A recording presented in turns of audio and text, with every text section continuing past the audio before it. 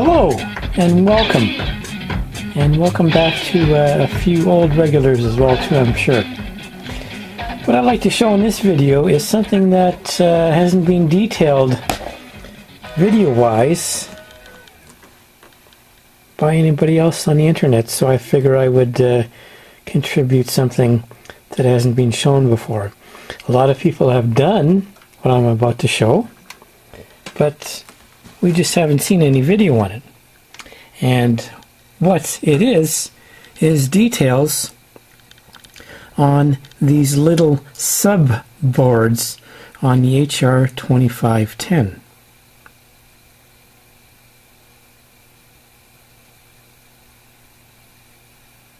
So let's take a closer look at these boards.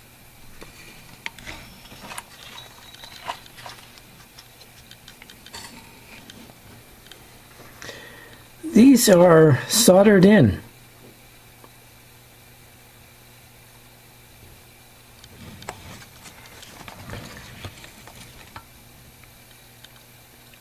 So they're not the easiest to get to. So there are electrolytics on them, as we can see here. One there. And that's a Rubicon, so that one's probably still in pretty good shape after, 25 years-ish, as I have found out. But these gray ones, they are crap. And the only way we're going to be able to get to those electrolytics, and they need to be removed soon. So you got to get those boards out. You can't really work on them.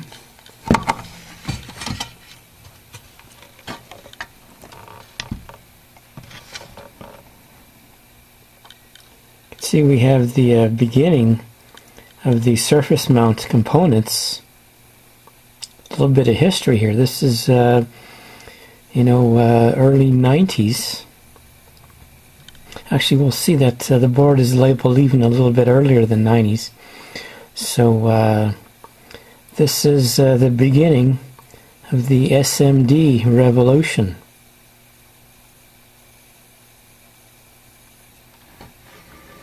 So let me just flip this over. Trying to work the camera at the same time.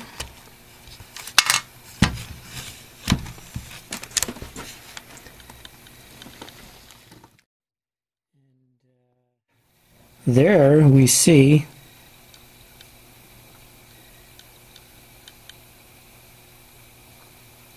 where that board lives. And I have gone through the trouble of desoldering that already. And when I say trouble, it was difficult to get that solder off. It's a high melt solder. High temperature, I mean, and your standard low wattage soldering iron is going to have difficulty getting that solder heated up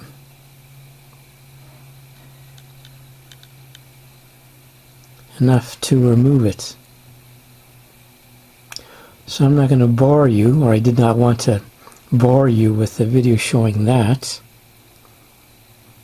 But I figure it's worthy of pointing out.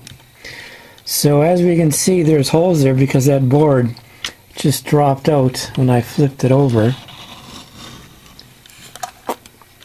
And there it is.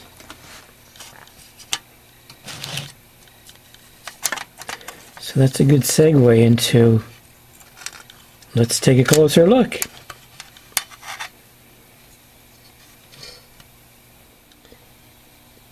Part number on this is PB117AB. Noise blanker board. 1987 Uniden. So we can see that we have 3 gray electrolytics the poorer quality ones, I might add, that need to be replaced ASAP. And also, there is a couple diodes here on this noise blanker that will be replaced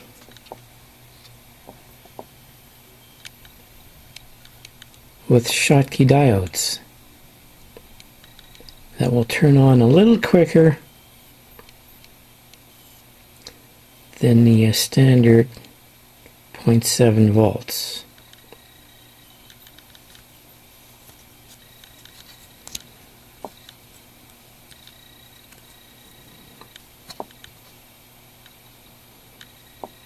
Look at that, isn't that cool? That's the beginning of the SMD revolution that we are now living.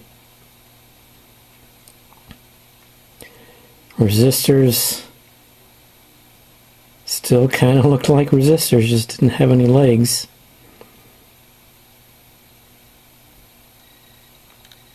And we can see there's some capacitors there that looking a little more modernish.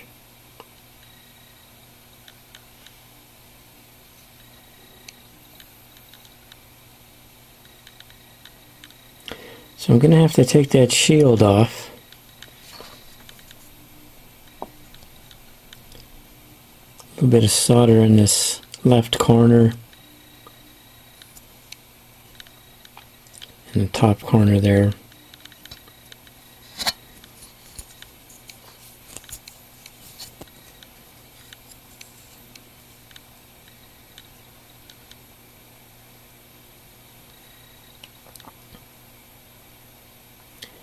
Noise blanker board.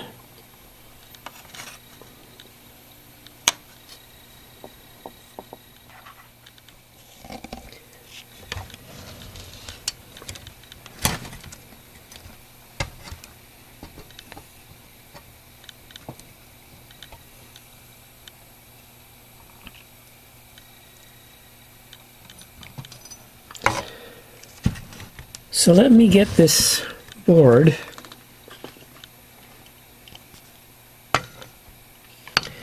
mounted up and prepped and start removing those components. Okay, let's get started.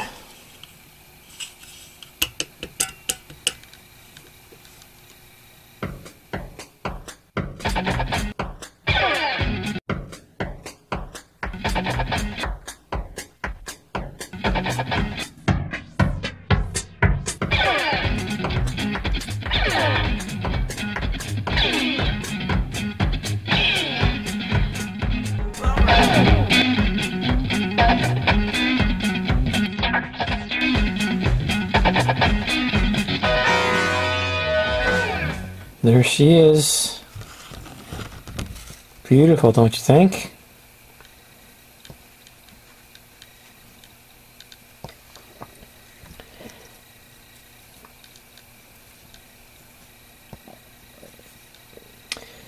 Ready to be soldered back in. You know, just this one simple board took some time.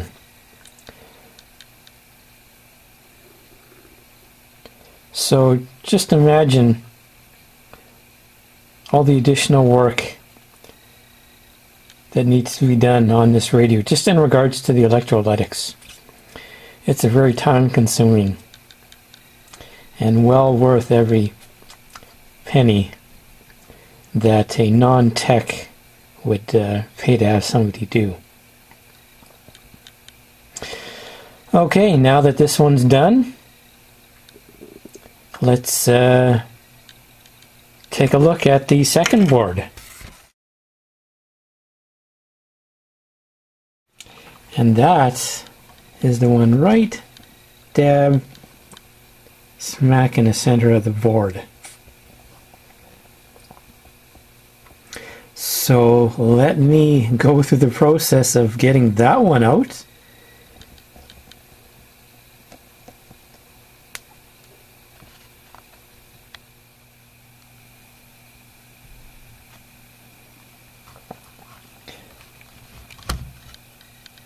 Voila!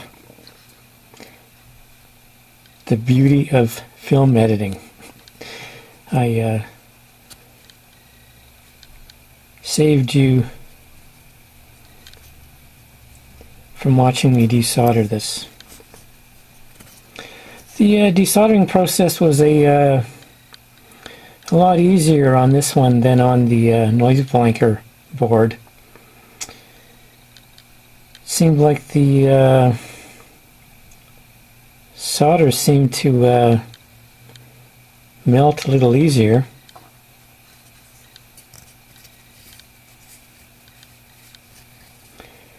And also the soldering wick might have been a problem. Just a little sidebar here. But this solder wick, as you can see, it's got Chinese on there, and it's purchased on eBay.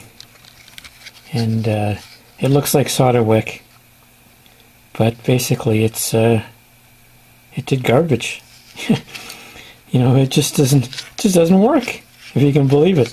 Looks like solder wick, but it don't work. So I didn't use it this time, and I just used a solder pump, and that helped with the removal process. And of course, you know, this is a very you know, once you do get the solder removed, it still is a very tight fit in there.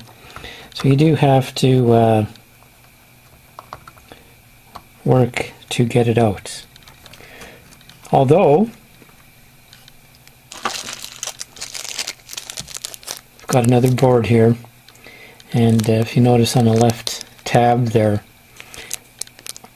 I was removing this from one of the other parts radios. And I was either having a bad day or what, but you know, that tab broke off. So you definitely don't want to be put in that situation with that tab getting bust off. So it could happen, as you've seen here. So I got 3 radios here, and I just need one to work, and that's what this one is doing. Also, to point out, there's also some of that infamous glue that gets put down on this crystal to that chip. So I'm sure that's providing a little bit of temperature to that crystal. So I'm not sure. I still got to clean that up a little bit better. If you take a look in there, there seems to be some greenness to that, so I don't like that, you know, that was already starting some of that glue degradation, and we definitely don't want that eating through that case and the crystal, so I'll have to clean that up, and I'm not sure how I'm going to, or if I'm going to bond that crystal to that chip. In the meantime, got this one Rubicon to remove, and that'll be easy to remove.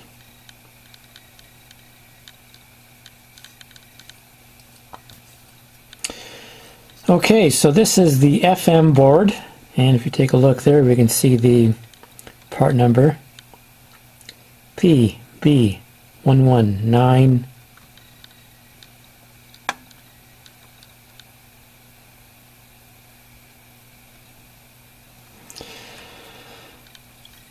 Okay, let me replace that electrolytic, and I didn't put the noise blanker back in because I needed, it's pretty tight fit in there, so I didn't want the soldered in noise blanker giving me some difficulty in trying to get out this FM PCB. So I'm going to replace that electrolytic, and then I can put in both those boards back in.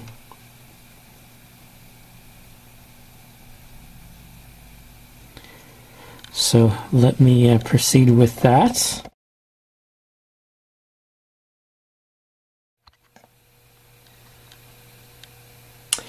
there they are, both soldered in, looking beautiful.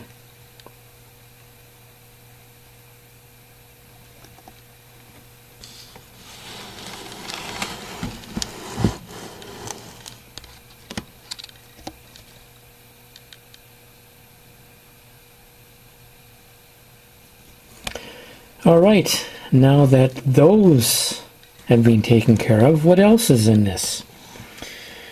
Well, we have a board there, and that is a test point board. So there's nothing to do on that one.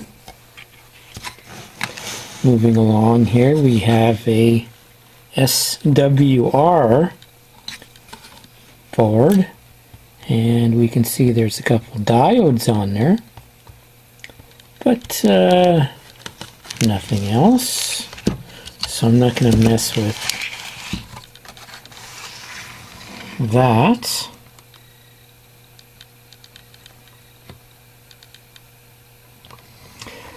There is one more on the other side.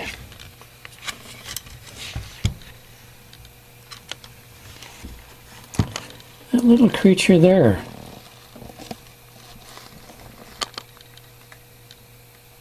With that electrolytic. There's very little documentation on this. I was able to find a couple of references in the service manual, and it's defined as a buffer board. So I haven't gone through to find out exactly. It's most likely this wire here feeding into this spot here, which I haven't done some additional research on yet. So somebody who's done this maybe could fill us in on that, or sooner or later I'll get around to it. But other than that, you can see it's got a number of pins being soldered here to the board, main board. So I don't have to get to anything on the other side of that board. So I am not going to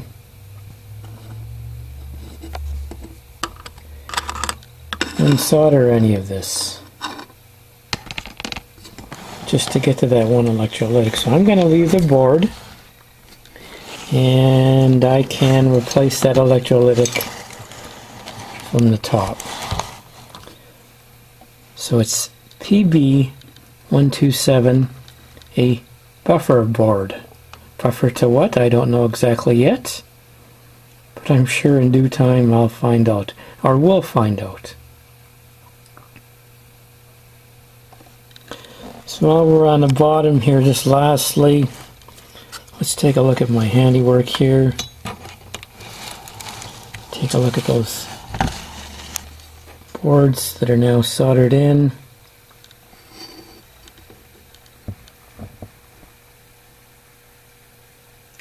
Beautiful.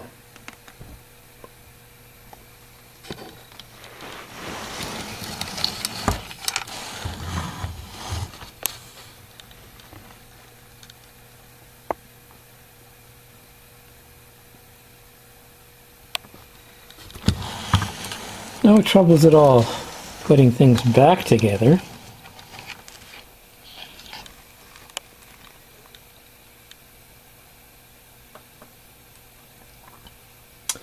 Speaking of putting back together, that's what I'm going to do at this point in time, is put the PLL board back in and fire it up. See if it works to this stage, and I hopefully didn't screw something else up. So let me do that to finish this video off.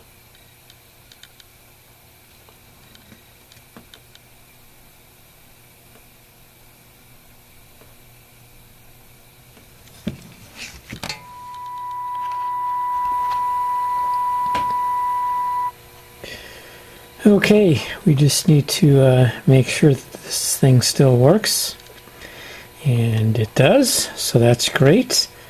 Signal generator, as you can hear, we've got the tone coming through. Let me just hook up an antenna and see how that goes. Okay, antenna's all hooked up. Noise blanker circuitry is out. In. Out. In. That, my friends, is the sound of Schottky diodes. Can you hear that? Barely.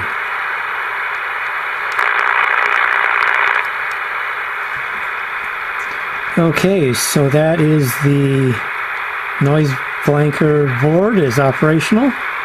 Let's come over here and flip over to FM.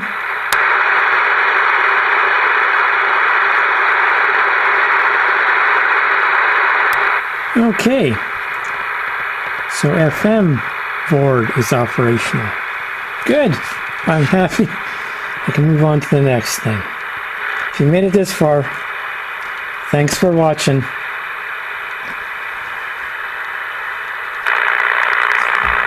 See ya.